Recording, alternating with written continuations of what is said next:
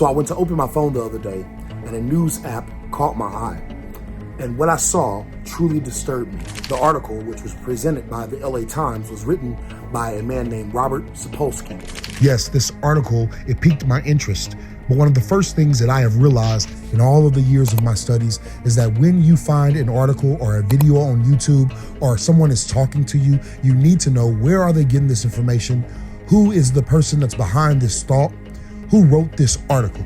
And so I begin digging and investigating to find out, why is Robert Sapolsky writing about free will?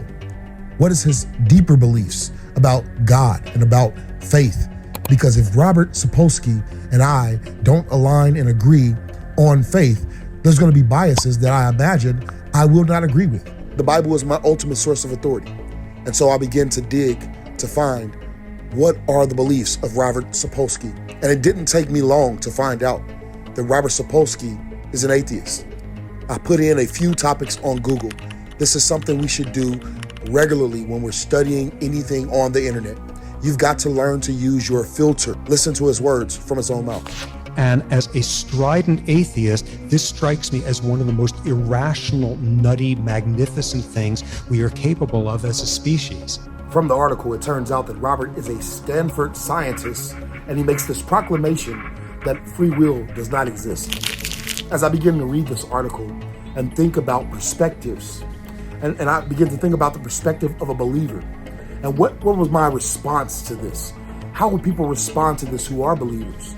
Would this sow seeds of doubt into the minds and the hearts of those who believe that God has given us free will to choose right from wrong, and that sin has ultimately caused us to have to make hard decisions in life on whether we're going to live with a moral compass or not?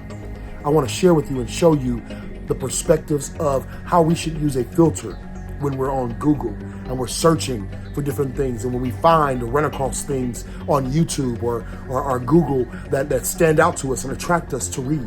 It's important that we know these perspectives, because if you don't know perspective, you can find yourself going down a rabbit hole of information that does not produce something that leads to righteousness. It doesn't produce something that will help you with your moral compass. There's things in there that are seeds of darkness that could lead you down a path of despair. So I want to warn you, I want to challenge you as we navigate this video, that they're very careful to consider the detail that I've identified here as we investigate Robert Sapolsky, the Stanford scientist that says there is no free will. As I dug deeper into the content about Robert, I realized very quickly that this is not the guy that I should be following if I want to grow deeper in God. Here's a guy who doesn't believe in God. And I make this simple point to you. Make sure that when you're reading anything online, when you're watching any videos, make sure that you do your due diligence. Make sure that the person that you're listening to is not sowing seeds of doubt in your heart. Those seeds of doubt can blossom into something much worse.